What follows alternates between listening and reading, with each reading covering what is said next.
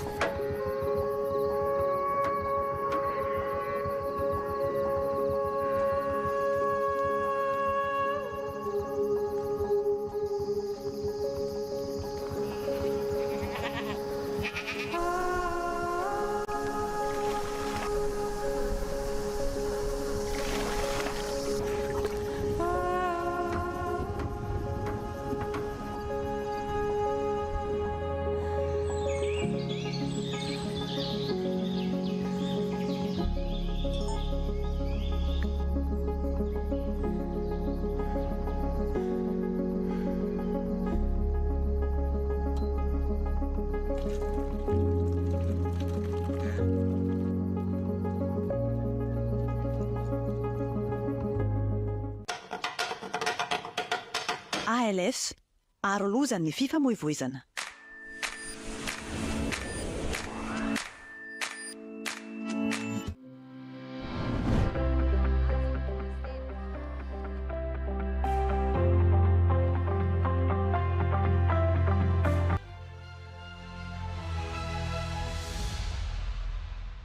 Tegna marina zegny fijangajanganantsika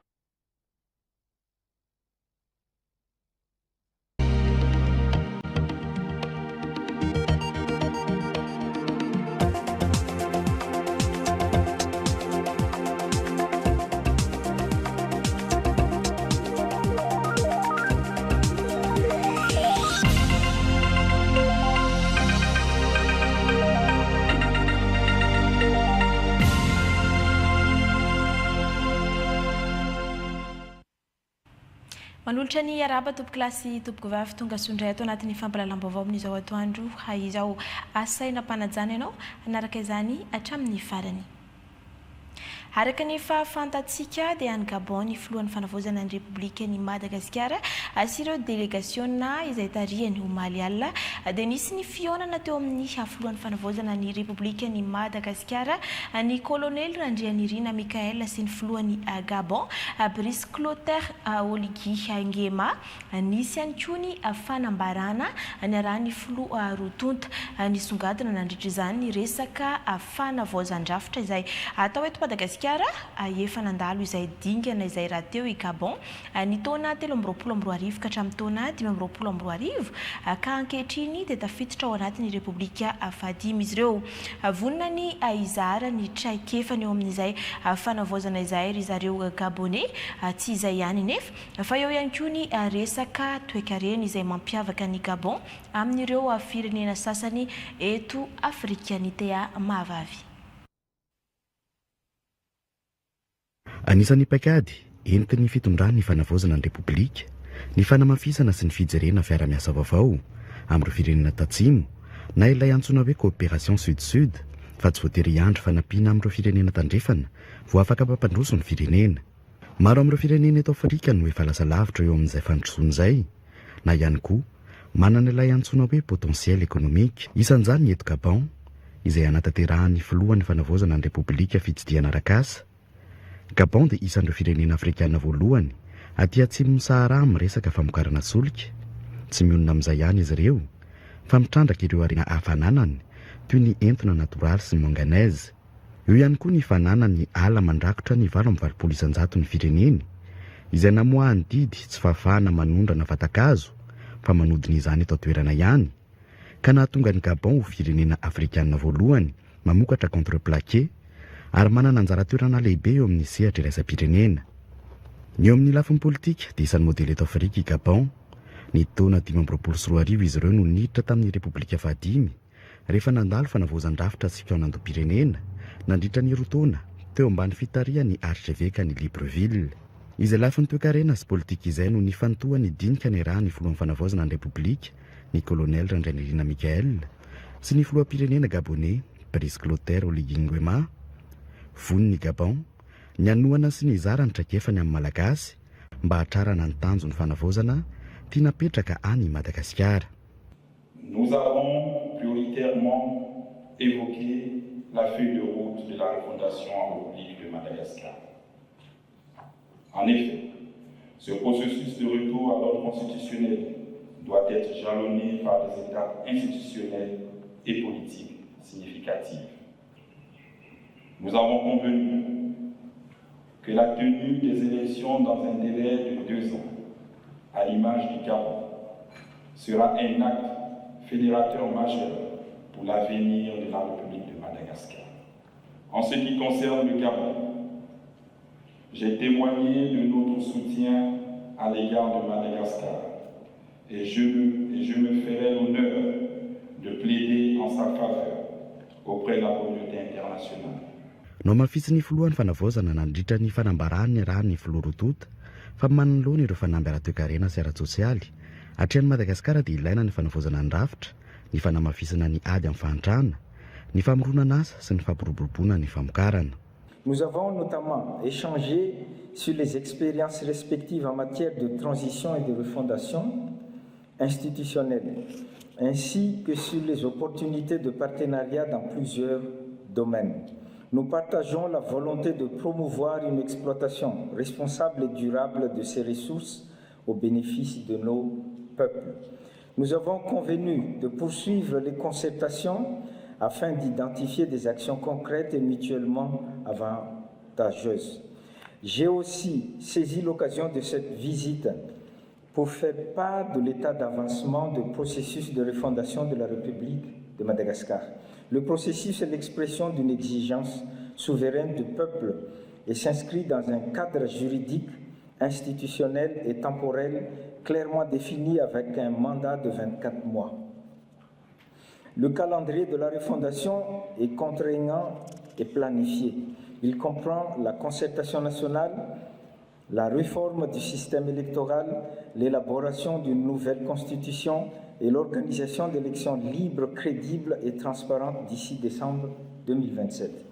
Ametraka tety andro, amaritany ireo lahara-pahamehana amin'ity fanavaozana ny fiara-miasa eo Madagasikara sy Gabon ity ny firenena rotota mba namafiorina ny fifandraisana, tsy ara-diplomatika fotsiny ihany fa amin'ireo sehatra rehetra azo iaraha-miasa.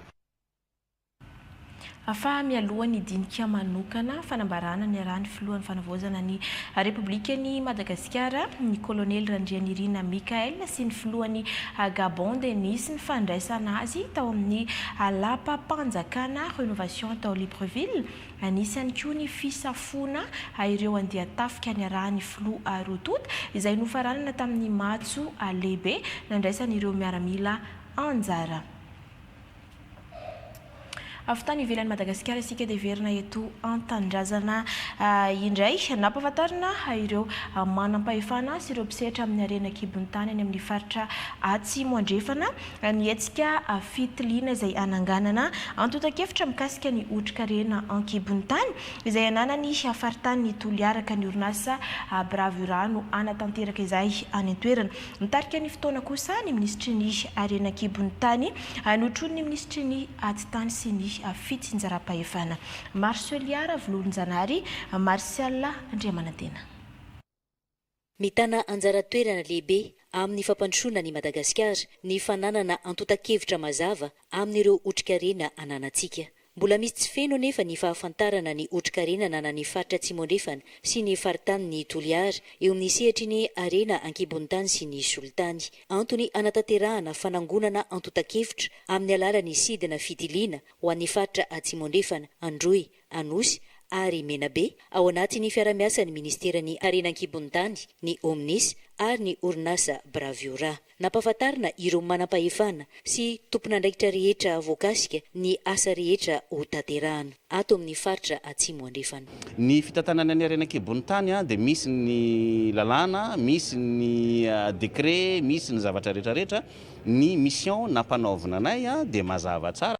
vetivety zao tsika dia naverina ny sokafana ny fanomezan-dalana ho an'ny olona hangataka permis minier vaovao.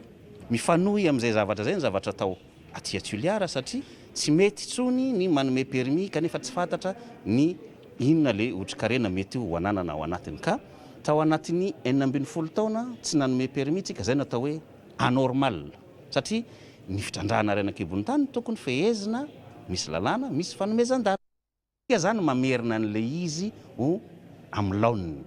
Ka ny politika mpanjakana amin'izao fotoana izao mialohany anomezana an'izay fahazoan-dalana zay, indrindrandrindra amina projet eritreretina fa lehibe, dia mila fantarina ilay otrikarenina ka izay no mahatonga an'ilay izy hoe fantarina mialoha aloha ilay otrikarenina, zay vao mifandinika, zay vao manao négociation satria tsisy négociation azo atao raha tsy fantatrao ny zavatra anananao.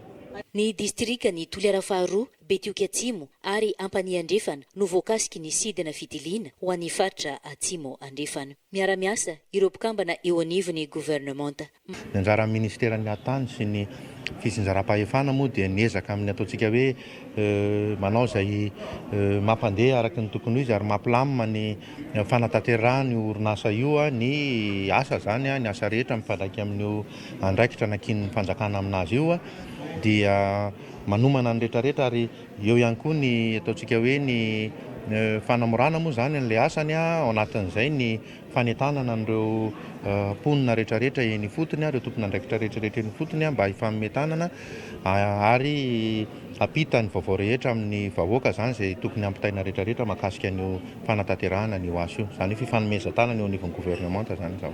Marina fa haharitra enim-bolana ny sidina fitiliana ho tanterahany orinasa Braviora ato amin'ny faritra Atsimo Andrefana, Androy, Anosy ary Menabe.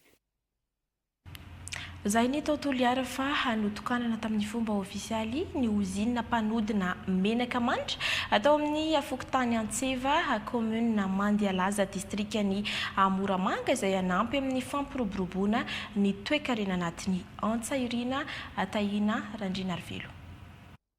Miroso amin'ny sehatra matianina sy manaraka ny fenitra ara indostria ny fanodinana ny vokatra sakamalao sy ravin-tsara ho lasa huile essentielle eto amin'ny fokotany Antseva commune Mandialaza ato anatin'ny distrikany Moramanga. No avaozana manaraka ny teknôlôjia ankehitriny ny milina fanodinam-bokatra mba hamaly ny filàny ireo tantsaha.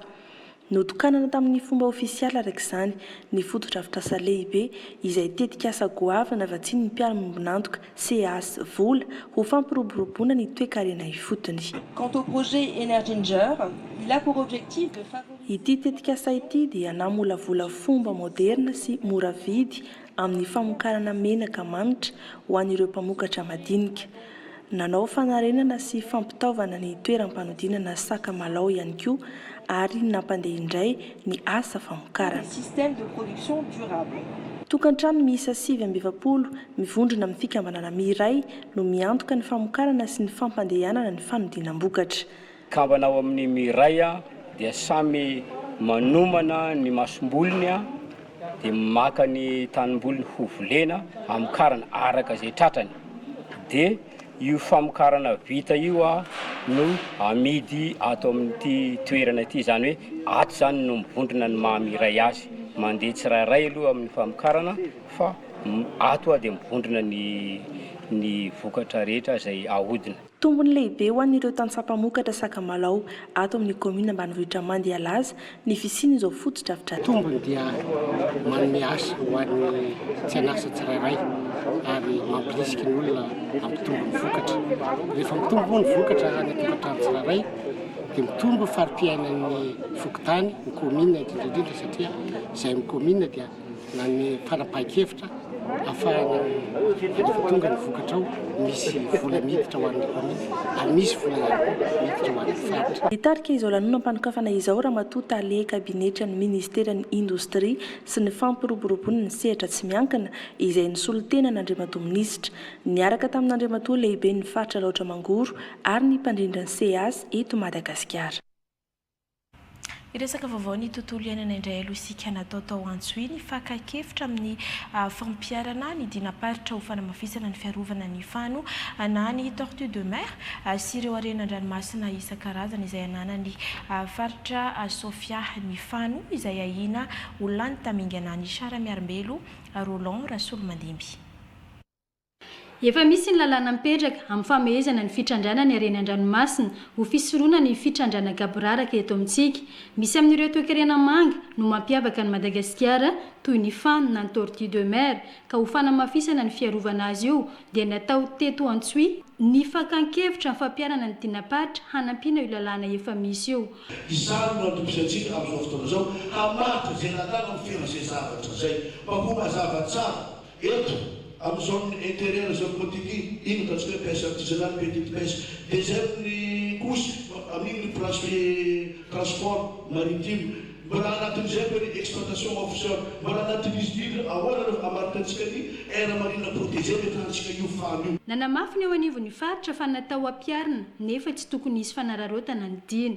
Zanatsika zany mametraka zay fifandraisana zay tsy ho apesy fa agnatiny cadre légal ara-dalàna fampiarana azy.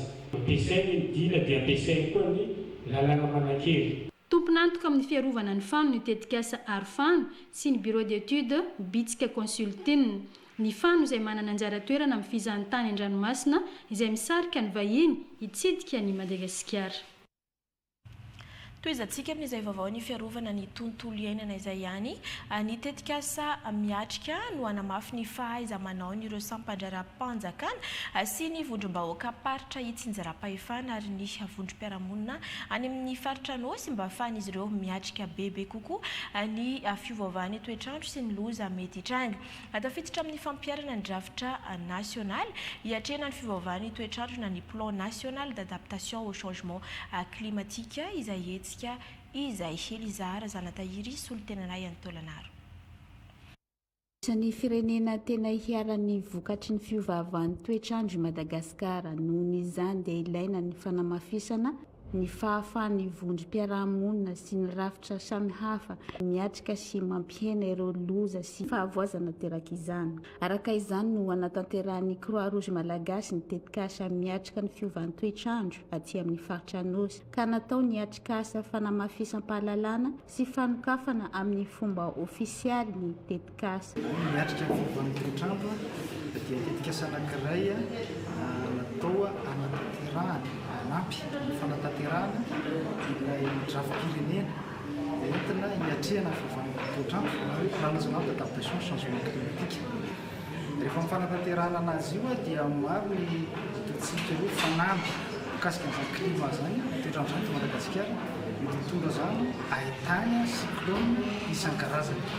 Ka ny aty amin'ny faritra Nosy dia nosafidiana manokana mba ahafahan'ny fiarahamonina miatrika marina izay maneho fihetsika miatrika izay fiovan'ny toetrandro izay manoloana ny hoahitany io na izay mety ho cyclone na tondradrano afy. Ny andrasana zany rehefa vita ty tetikasa ty dia hiatsara ny fahaizana ny vahoaka ny fotony sy ny azo ny tena mpanjakana miara-miasa ny fotony mandrindra izay ahafahana miatrika tsaratsara sy bebe kokoa ny fiovan'ny toetrandro izay. Ny tetikasa miatrika dia mampiroborobo ny fahavononan'ny vondrom-piarahamonina sy ny rafitra eny fotony hiatrika ireo fanamby ireo hatramin'ny 2024 ny faharetan'ny tetikasa aty amin'ny faritra Nosy. Zay ny tany amin'ny faritra Nosy fa iverina vetivety any amin'ny faritra Sofia aloha isika ho mafisina ny fanentanana sy ny fampiarana ny lalàna amin'ny fiarovana ny tontolo iainana any amin'ny faritra Sofia ny songadina izany nandritra ny fanamariana ny andro iraisam-pirenena ho an'ny tontolo iainana izay natao tany amin'ny commune ambanivohitra Marotandrano any amin'ny distrikany Mandritsara. Georges Arson Randrena Solo Darne. Fiarovana arena voajanahary fanarenana ny tany ary hetsika hiatrehana ny fiovaovan'ny toetrandro. Io no lohevitra nentina nanamariana ny andro iraisam-pirenena ho an'ny tontolo iainana.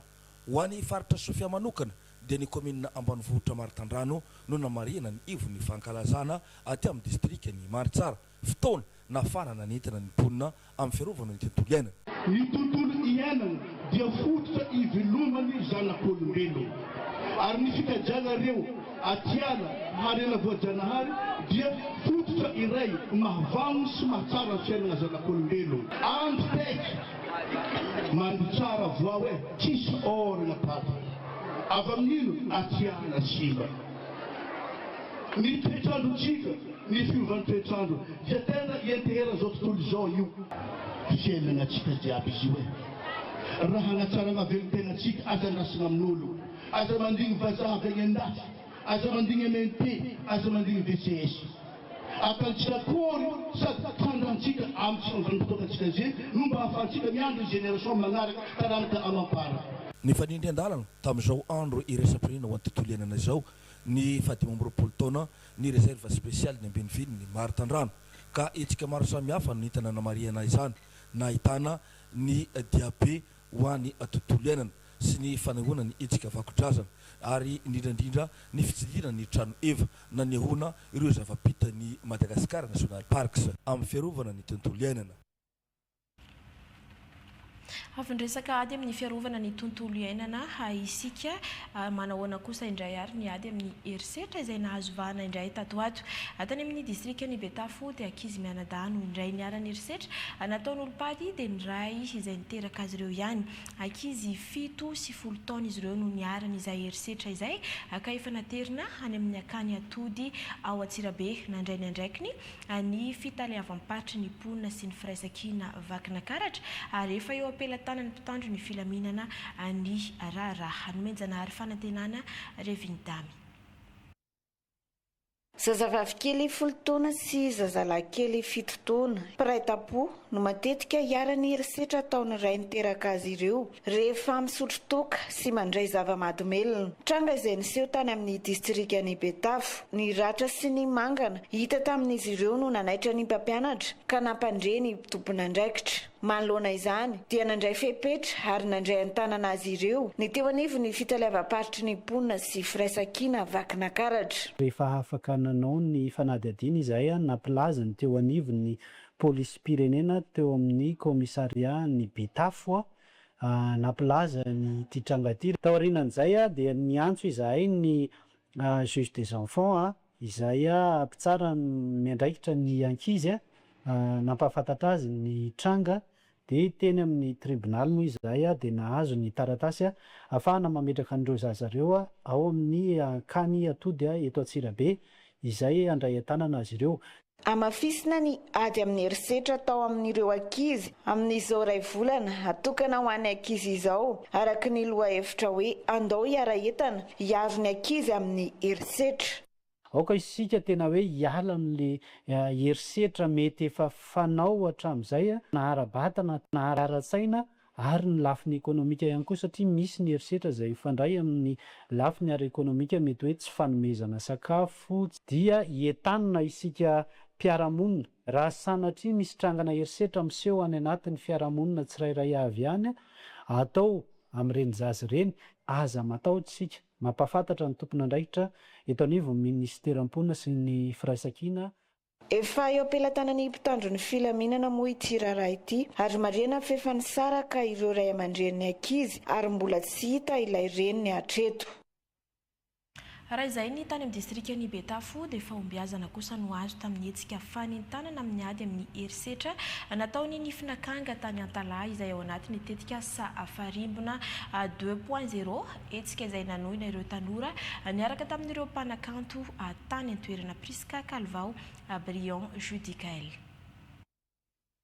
Mifantoka amin'ny fagnamezana sehatra ny tanora aneho hevitra andray anjara amin'ny ady hevitra eny amin'ny fiarahamonina indrindra amin'ny fiarovana ny zony viavy sy ny tovavy ny tetikasa farimbona 2.0 any etsika ny finakanga. Ity hetsika ity moa zegny natao mba hoentigny agnitanana ny vahoaka manam-pahefagna fa manandanja ny safidy ary indrindra fiarovana ny tsaiky magnangy sy ny viavy tratra ny herisetra fangolagnana nataon'olo tsotra sy fangolagnana nataon'olo pady ka ao agnatin'ny ty artivisme ty moa zegny ny fanehoagna zay zavatra zay ny ankizy no mitantara hoe ino ny marary ny fiarahamoniny, ino ny marary ny tsaiky magnangy, ino ny marary ny viavy amin'ny alalan'ny discipline ara zegny nanaovagna azy. Tsy vitan'izegny fa navorogo tamin'ny toeragna raiky ny artiste aroa amby folo nampiofanigny megna fiofanagna mahakasiky ny féminisme, ny violence basée sur le genre, ary indrindra ino raha tokony ataon'ny artiste raha ohatra ka mahita trangana erisetra na fagnolanana tolopady egny amin'ny fiarahamoniny. Dia amin'ny alalan'regny fagnofagnana megnan'ny artiste regny no nisy ny fagnamboagna, famorongana, sanganasa miavaka mifandraika amin'ny toedrava misy aty amin'ny Antala. Nivoaka mpandresy tamin'ny fifaninanana silamo natao nandritra ny hetsika nokarakarainy ny finakanga teto Antala. Izy tany eo avy amin'ny lycée Angéluc, faharoa kosa Yannick avy amin'ny lycée technique et professionnel. Ho an'ny dihy niarahana isaky ny lycée kosa ny batan'ny fandresena i lycée Horace François narahy ny lycée Angéluc tato amin'ny laharana faharoa. Fahombiazana no hita nandritra ny hetsika izay niarahana tamin'ireo lycée miankina sy tsy miankina amin'ny fanjakana misa efatra izay nahazo fiofanana momba ny artivisme nandritra ny telo volana. Resaka dia amin'ny herisetra isika dia vao tsy ela ihany koa no nisy ny herisetra nahazo ireo zaza varira taorian'izay moa dia efa nisy ny fandraisana andraikitra nataon'ny fanjakana kandera izay ezaka ny fitondram-panjakana izay ireo fikambana ny olona manana toetena varira noho ny fandraisana andraikitra nataon'ireo mpitandro filaminana Marceliara Volonjanahary Siely Landerneau. Velom-pisorana ny fitondram-panjakana sy ny mpitandro filaminana ary ireo rehetra miara-mifandrimbona manoloana ny raharaha nahafaty ny Rasoanirina Landrisia, zazavavy kely ray taona sy tapany manana toetena varira tao amin'ny fokontany Antsihanaka, ny fikambanan'ny olona manana toetena varira eto Madagasikara sy ny fianakaviana. Fisorana ho an'ny mpitondra amin'izay fahavononan'izay mba ahitantsika vokatra ka eto zay dia manome hery anareo mpitandro filaminana rehetra isana mbaratonga izay mbola manohiny raharaha mba ahitantsika ny tena marina mahakasika ty raharaha ty ary mbola manome hery anareo ihany koa zay ikirakira ny raharaha-pitsarana fa ny tanjona dia ny voan'ny tena marina mba tsy isiny mitsonony famerimberena-kely fa tahaka izao ary eto zay dia miantso hatrany ny mpiarabelona ny mpiray tanindrazana ifanometanana fa tsy mora ny ady afahantsika fatongavana azahoana ny tena marina mba hiaina anaty fandrimpalemana ireo olona manana toetena varira manerana misy. Hetaheta ny fianakaviana ny hanatanterahana ny Dina Tafaray manoloana ny toedra raha toy izao. Tsika malagasy avy aty atsimo dia manana fomba izay fomba hatramin'izay dia ny tafaray zany. Ny tafaray tompoko dia fomba rehefa misy vonoan'olona sahala amin'io ka mitaky an'izay tafaray izay zahay alohany handehanan'ireo olona izay voasambotra amin'io raharaha io ho tanterahana eto Toliara. Miandrandra ny hivoahany marina manoloana ny raharaha nahafaty any Landrisia ny fianakaviana sy ny fikambana. Avelantsika eo makasika an'iny fa ivadika halafim-baovao hafa tanteraka isika resaka fampandrosoana natomboka ara-potoana mifanaraka amin'ny hitadiavany Tantsapamboly Asy ny fanaovana ny barrage Épis de Sable ao amin'ny renirano ny Mananjeba commune ambanivohitra Ambakrano any Ambilobe tonga tany an-toerana ny lehibe ny faritra Diana nijery ny fizotry ny asa tamin'ny efatra jona lasa teo. Raha manandanja Alain Ois Judikael. Fatao isan-taogno ny fametrahana ny Épis de Sable amin'ny renirano Mananjeba ny Ambakrano mba ahafahana mitondra ny renirano io amin'ny tany amboliagna andrivony hektara maro ary fotoagna tegna hitadiavany mpamboly azy izao fotoagna izao. Ary mampiavaka azy tamin'ity zany tonga taloha ara-potoana mihitsy ny fanaovana ny Épis de Sable ny fatongavany Angieny région satria volana Jona izy fatonga aty fatria hatramin'izay zany amin'ny volana ozany voatonga zany biby kokoa zany fotoana ahafahany voaka mamboly amin'ity mahazo rano miezaka zany ny fitondrana fanavaozana zay tariny filoha colonel Michael Rendrenirina. Faly sady nagname fankasitrahana ny fitondram-panjakana ny mpamboly. Marobe ny olo misitraka vokatra zay nagnanaovany président Michael asa fampandehanan-drano amin'ny ara-drariny amin'izao. Tsy eneny tsy ankasitraka izy. Mahery ny 10 hektara ny tany izay ilaigny hitondrahany ity renirano Mananjeba nagnanaovana barazy ny Épis de Sable izao ary moatra ny 10,000 ny olo mivelogno agnatin'ny fokodany misitraka zegny zay antegnegny fa ampiakatra betsaka ny vokatra zay miaingy avy agnatin'izay fokotany ny Ambakrano ato agnatin'ny distrikny Ambilobe. Alafin'ny fitaterana mialohan'ny fanokafana ofisialy ilay toetra raharapitantana ny fiara eto Madagasikara dia nitondra fampahafantarana haizany tany amin'ny prefekturan'ny Toamasina ireo teknisianina avy amin'ny ministerany atitany asiany SIM sady nandray sosikevitra entina anatsarana ilay antotakevitra arakajy mirindra mombamomba ny fiara eto Madagasikara. Bruno Randrimampiona, Aristote Morelin. Hiroso amin'ny angon-drakitra arakajy mirindra ankehitriny ny momba ireo fiara rehetra eto Madagasikara. Ao anatin'izany Toamasina nampahafantarana ny fahafahana mampiasa ilay plateforme de visualisation de la situation administrative des véhicules mba hanamora ny fikarakarana ireo antotan-taratasy momba ny fiara. Hisoroana ihany koa ny hosoka ary hiadina tanteraka amin'ny kolikoly. Tompomarika amin'izany ny ministerany atitany sy ny fitsinjaram-pahefana hoy Rasolondraibe Alain Tale avy ao anivon'ny ministera. Ity plateforme ity zany dia napetraky ministera ny atitany sy fitsinjaram-pahefana mba mahafantatra ny situation administrative ny mombamomba n'ilay fiara zay. Io dia plateforme misokatra ho an'ny daholobe dia na aiza hoe eto Madagasikara zany dia afaka miditra amin'io dia mahafantatra raha hividy fiara ianao dia afaka mijery zany ity fiara kasy ekodina dia manahoana ny momba azy. Izy ny tompony izy ty hoe natao antoka ny ambadika amina banque na amina institution financière hafa dia alohan'ny andraisanao fanapahan-kevitra zany ny amin'ny zay hevitra no ny vidanana ilay fiara dia efa manana saina ianao zany hoe efa fiara any amin'ny natao antoka io dia tsy vidinao ilay izy. Izay zany manamora an'ilay serasera sy ny fampivarotana na eo amin'ny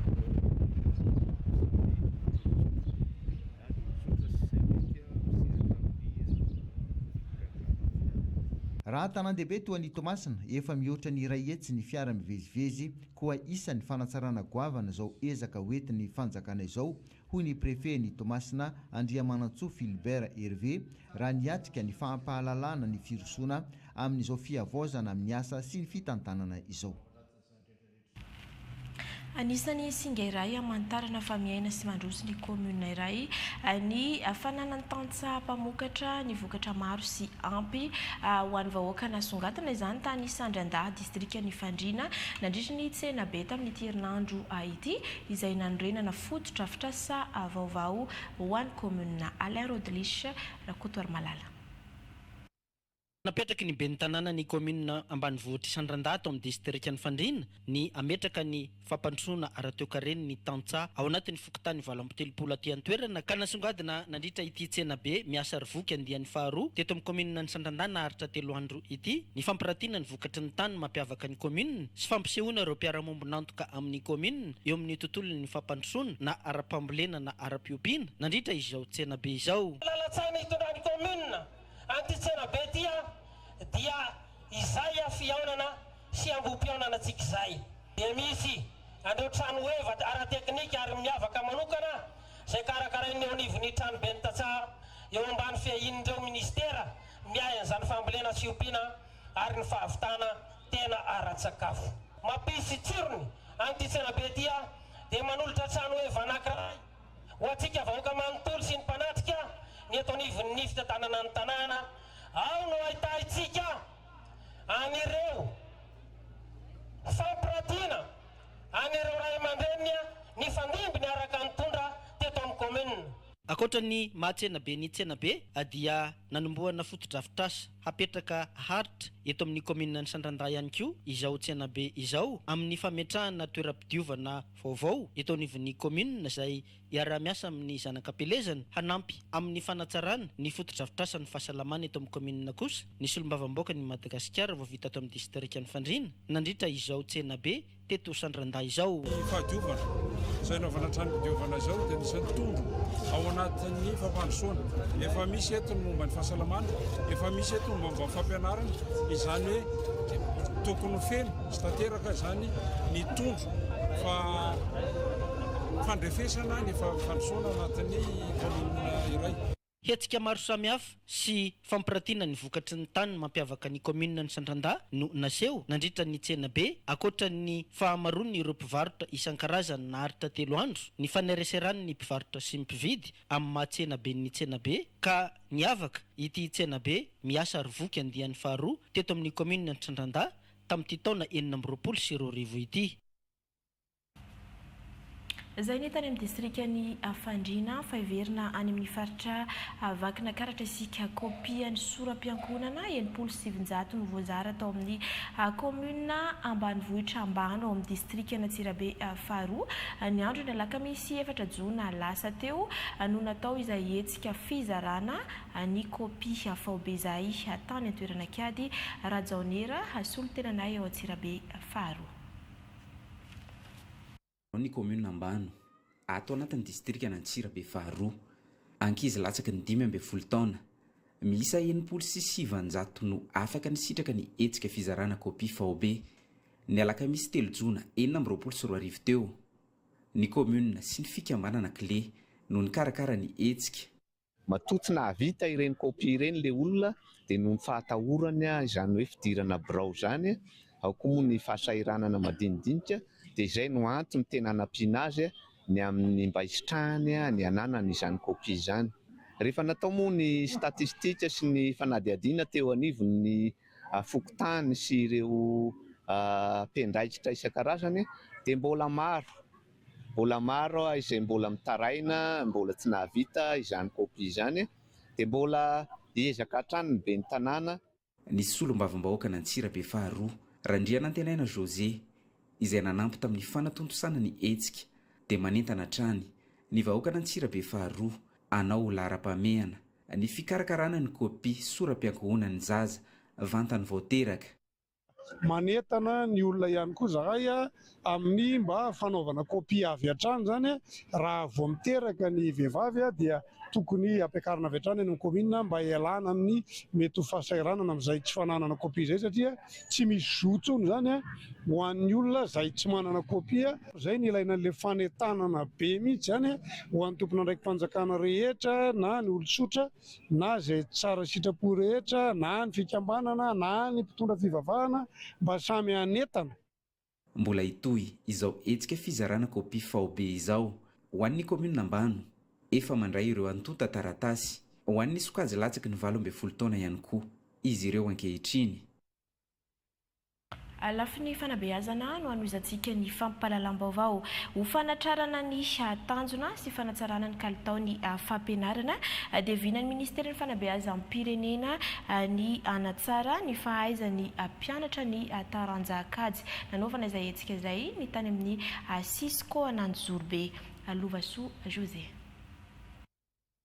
Tafiditra ao anatin'ny politika am-panjakana indrindra fa ny ministeran'ny fanabeazam-pirenena ho an'ny taona 2022 ny ampiakarana ny tao 8+100 ny fanatsarana ny fahaizan'ny mpianatra ny taranjakajy sy ny vakiteny amin'ny alalan'ny fampandraisana anjara ny vondron'olona ifotony sy ny fisorohana ny fitsoahana andaharana an-tsekoly ary ny fanatsarana ny kilasy fanomanana. Tapaka nandritra ny Robary Andasy ho an'ny FTVFF izay natao teto amin'ny komuna ambanivohitra Antanety be anaty volo nandritra ny asam-bomera fa isy ny paikiady atratrarana ny vina. Asiana ny ora fanarenana eny anivon'ny sekoly mba hanatrarana ena 700 ho an'ny fahaizan'ny mamaky adingo isan'andro ary 4 andro isan-kerinandro mandritra ny volana oktobra ka hatramin'ny volana desambra. Izay natanterahana ny sanasatarina mandritra ny ora fanarenana. Ny fanatsarana ny kilasy fanomanana na préscolaire dia hotohizana ny fanamafisana n'ilay paikady japonais Kamishibai izay efa anatin'ny fanohisana ny regroupement na atao hoe réseau des éducateurs préscolaires. Tanina sekoly ny ametraka ny cantine scolaire izay ifandrombona ny vondron'olona ifotony. Hita izana ihany koa izay ho an'ny mpianatra hiantoka ny hoavin'ny sahady. Apetraka eny anivon'ny sekoly ihany koa ilay vangivangy ara-dinidinika na visite à domicile hitsirihana ireo mpianatra mety malaindaina na ahina hitsokan-draharana. Ho an'ny fari-piadidy mpampianarana na ny sisko eto Anjorobe kosa dia ahitana ZAP 220 raha 13,773 alina kosa ireo mpianatra no nisoratra anarana taona 2024 2024 ary hita fa niena ny tahan'ny fitsoahana andaharana ho an'ireo mpianatra. Mahatsapa izay fa miakatra isa-taona ny tahan'ny ankizy miditra an-tsekoly na miaina raha teo koa zany ny taux d'abandon sy ny taux de redoublement ao anatin'izay rehetrarehetra izay ary sy ndianana manokana satria anisan'ny nahazo famatsim-bola amin'ny fampisakafoana an-tsekoly ny sisko an'Anjorobe izay hita avy hatrany ny fiantraikany ao anatin'ny faharisian'ny ankizy mandeha mamonjy sekoly na ny taux de fréquentation zany ao anatin'izay. Ho fanatsarana hatrany ny kalitaon'ny tontolon'ny fampianarana dia isa-taona no manao ny feonam-betaka izao ny FTVFF izay ao anatin'ny vondrom-pikambanan'ny FEFI ka isan'izany ny teto Antanety be anaty volo. Raha any amin'ny commune Ambongamarina kosa no atao ny fionana manaraka.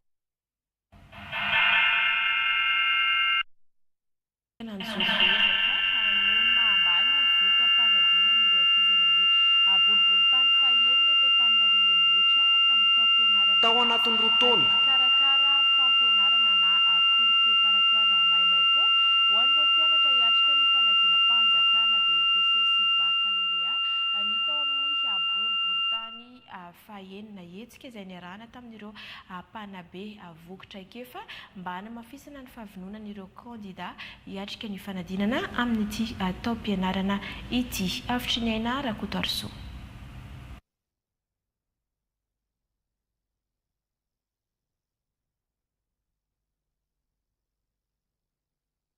Ety amin'ny boriboritany fahaenina eto Antananarivo renivohitra. Mba hanatsarana hatrany voka-panadinana dia tafiakatra 900 ireo mpianatra hiatrika ny fanadinam-panjakana BEPC sy baccalauréat nisitraka izany tamin'ity taona ity. Fampianarana izay ilain'ireo ankizy noho ny antony maro samihafa. Ny tena olana zany ny fahitana azy manokana dia eo amin'le resaka fari-piainana. Ny ray aman-dreny zany amin'izao lasa ataoko hoe tsy mahavita intsony ny manara-maso ny fianaran'ny zanany zany an-trano. Nenay moa ny fomba fiasa eto dia miainga foana amina resaka résumé-ana lesona dia sy fitretena an'ireny tipana sujet efa nandeha hatrizay. Cours gratuit moa dia izay moa le izy hoe fanamafisana ny zavatra efa nianaran'ny ankizy tany ampianarana tany nandritry ny taona. Fa ny anjarana eto kosa dia hoe mamerimberina ny zavatra efa vitan'ny ankizy sy efa hitan'ny ankizy tany ampianarana tany. No amafisany solombavam-bahoaka lany teto amin'ny boriboritany fahaenina fahadidiny ny fandraisana anjara amin'ny fanatsarana ny fari-piainan'ny vahoaka indrindra eo amin'ny lafin'ny fampianarana. Mehitako fifantohana sy fikirizana ny fiatrehana fanadinam-panjakana antony tonga ny fifantena ireo mpampianatra efa mananatra kefa. Zao zany ny afatrafatra. Mila mianatra tsara, mila mazoto tsara, dia mila manaraka ny torohevitra izay omen'ny mpampianatra. Mpampianatra efa nifidiana manokana, mpampianatra efa manana traikefa manokana, mpampianatra izay afaka hanampy anareo ny amin'izay fahasarotana nananareo ny mpampianatra izay nalaitsika. Mariana fanatokana ho an'ireo mpianatra rehetra hiatrika ny fanadinam-panjakana BEPC sy baccalauréat ety anivon'ny boriboritany fahaenina ny cours préparatoire maimaimpoana. Izao natao mba hanasoavana ny boriboritany na voafidy ny solombavam-bahoaka Dr Ramananarivo Miarisoa. Alafom-baovao hafa kosa voaterina katona ny fiangonana protestanta malagasy Malio tena Ambohimamanina alatsinainy ambazaha ny Oma noho ny disadisa misy eo amin'ny apino amin'izany fiangonana izany anidina teny an-toerana ny OMC no tariny lehibe ny distrikta Natsindrano niaraka tamin'ny vaditany sy ny mpitandro ny filaminana nanatanteraka ny asa fanakatonana Claudia Jersdina Lalatina Jerko. Vaovao azo dia mety isy fifandonana ny alahady fito jona 2024 noho ny olany FPMMA Ambohimamanina tsy voavaky eo amin'ny pomban'ny pastera andaniny sy ny mpitako ny fiainan'ny pastera akilany amin'ny fotoana io. Ka isoroana izany dia nanapa-kevitra ny OMC fa akatona ny fiangonana FPMMA Ambohimamanina ho fisoroana ny fifandratrana, fifampikasihan-tanana sy fifamonoana ary korotana izay mety hitranga amin'ny alahady fito jona io. Efa taona vitsivitsy no nisy disadisa teo amin'ireo mpino eto amin'ity fiangonana ity. Misy mantsy ireo kristianina sasany izay mitaky ny anesorana ny mpitandrina ao. Etsy andaniny kosa ireo izay tsy manaiky izany. Vokatr'izay dia maro ireo fitarainana voarainy ny tompona andraiki-panjakana ka nahatonga ny lehibe ny distrika nanao ny fanelany analana. Nisy arak'izany fampivoriana ny andaniny sy ny ankilany ary nisy ny fifanarahana sy ny fanaovan-tsony tamin'izany. Saingy tsy totoso io fifanarahana io ka nahatonga ny teo anivon'ny OMC Atsimindra nandray ny andraikiny amin'izao fanakatonana vonjomaika izao. Rehefa nahita n'ireo ambana mety siny korotana eto amin'izao fiangonana izao ireo rotota mifanandrina zany hoe ny mpanala ny mpitaky ny analana pastera sy ny ankilany mitazona ny pastera araka ny angom-baovao azo rehetra dia ahina ifandona isy fifandona eto amin'izao fiangonana izao amin'ny alahady fito jona ho avy izao. Hitantaratra moa zany amin'ny vaovao mandeha amin'ny Haino Amanjery ary amin'ny vaovao azo ity toerana.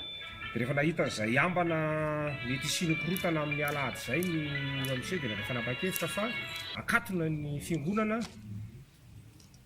mandra-pahitan'ny mpifanandrina tamin'izao fiangonana izao vahaolana hifanarahana sy ara-dalàna. Izany hoe fitarihana ny fiangonana ahifanantona sy ahitady vahaolana miaraka. Ary raha vao mahita vahaolana iombonana sy ara-dalàna vahaolana hifanarahana reo rotota mifanandrindreo dia mandray fanapa-kevitra indray ny OMC dia voaina avy hatrany ny fiangonana. Ny taona 2024 no niorena n'ity fiangonana ity ary ny taona 2027 izy no nanomboka naleo tena. Taloha dia natratra 500 ny mpivavaka ao ary ny 700 amin'ireo dia mpandray ny fanasan'ny tompo. Vokatr'izay disadisa izay anefa dia zara raha mahatratra 506 ny kristianina tavela. Zay ny makasika niny fa resaka fanatotolona manimba ny fotom-pisaina miteraka ny fifantohana loatra amin'ny fampiasana ny saina voatr'olombelona na ny mandray vonina fotsiny ny olona izay tia mampiasa azy io fa tsy tia mikaroka ka mety hitarika hatrany amin'ny fahabadona fa indrindra ho an'ireo mpianatra izay ahina ho isy fahatarana ara-tsaina amin'ny fiatraikany izay fampiasana ny izay raha tsy mahay mandanjalanja brillant raha tsy zafi soltenanay any farafangana. Miteraka hakamony esay tsy mampazoto mikaroka agnaty-doan'olo raiky gny mifantoko tanteraka amy fampiasagna esay voatr'olombelo na gny intelligence artificielle na eo agnivony sekoly io na eny agnivony fiangona sy gny fiarahamonina. Misy ny vokadrasiny intelligence artificielle io dia ny voalohany dia hoe mety ho fahakamoana ara-panahy satria raha ohatrany ka omeny intelligence artificielle anao daholo izay valiny tokony ho karohinao dia lasa kamo ianao hoe hikaroka. Milaza miara-mahita ihany koa isika ny vokadrasiny intelligence artificielle amin'izao hoe misy teny izay sy nataonao ane sain'ny olona mangalatra ny feonao hoe ampanaoviny ianao. Misy fiesika sy nataonao ampanaoviny olona anao dia tsy afaka ny amme fahafampo-tanteraka ny olona ny saina voatr'olombelona ny machine mazava loatra amin'ny machine anazy tsy manaja le maha-olona satria le famendrehana maha-olona no anisan'ny fototra izay anorenana anty fiaroana. Mety hamilavila gny soatoavy maha malagasy na gny kolosay e fampiasagna intelligence artificielle atahora izesy avao koa ny tahan'olo zay tia namaky boky hatramin'izay. Amin'izao fotoana izao da efa maro ny olo ny sy mamaky boky mifantiky bebe kokoa amin'agnaby ny olo rehetra sy zaza sy tanora sy olombe. Efa maro ny olo ny sy magnety vaovao sy miteny vaovao amin'ny onjapeo sy amin'ny televisionna izay anisany poiziny zakabe ho an'ny fiainan'olombelona.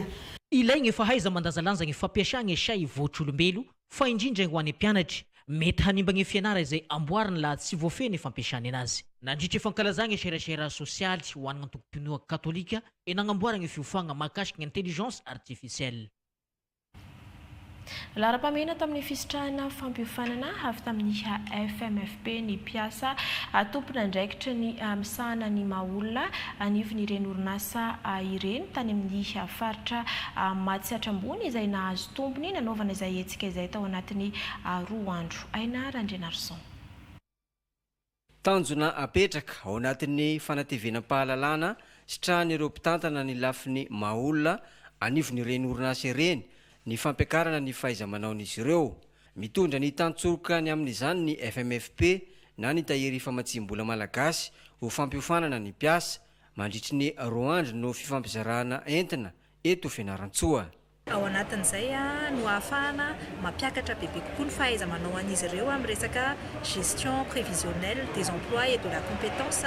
Izany hoe miakatra kokoa ankoatran'ny gestion du personnel zany fa efa miditra kokoa any amin'ny resaka stratégie ao anatin'ny orinasa ny fitantanana maha-olona. Zavatra izay indrasanay zany rehefa vita ilay fiofanana dia tena hoe mampiatra an'izay mivoaka vato izy ireo dia mitondra tetikasa-piofanana hoentina hivatsiana vola ilay tetikasa-piofanana tena hoe mipaka tena hoe any amin'izy ireo any amin'ny mpiasan'izy ireo fa ihany koa amin'ny le orinasa izay misy azy ireo. Mba ahafahana mamatsy ireo fiofanana arakasa atolotry ny FMFP dia ilaina ny fitondran'ireo orinasa ny tetikasa-piofanana izy ireo ka ireto mpiandraikitra ny lafin'ny maha-olona no fanana ireto no mandravitra izany. Tsara fantatritsika orinasa mpikambana koa fa amin'izao ny FMFP dia manao an'izay hoe formation pré-approuvé izay misy PAC MTPE izay koa dia indrindraindrindra ny orinasa izay hoe manana mpiasa latsaky ny 20 dia tena afaka misitraka an'izy io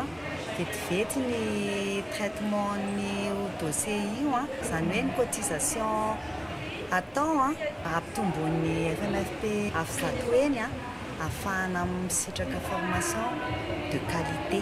Ny fifandraisana amin'ny alalan'ny paikady amin'ny lafin'ny fanofanana arakasa matianina no anisan'ny fiara-miasa apetraky ny FMFP amin'ny fanjakana sehatra afahana miditra tanteraka amin'ny drafitrasa nasionaly ny asa sy ny fampiofanana eto amintsika izay antopijoroany ny FMFP raha teo mba ahafahana mitondra ny fahaiza-manao ny malagasy hiakatra avoavo kokoa hatrany. Mpiara-mombonanto karateknika sy arabola tamin'ny fanantanterana izao fanatevenam-pahalalana teto izao ny vondrona Europeanina teo ihany koa ny Repoblika Frantsay ary ny Masevo Frantsay ho amin'ny fampandrosoana na ny AFD. Topoklasy topogovavy atapitra ny oran'ny fampalalam-baovao tamin'izao atoandro izao ankasitrana ianao tany tokantrano naraka izany hatramin'ny farany ankasitrana ihany koa ireo ekipa rehetra niara-ny salata amin'ny fanaditosana ny fampalalam-baovao. Manome fotoananao amin'ny alatsinainy indray veloha topoko.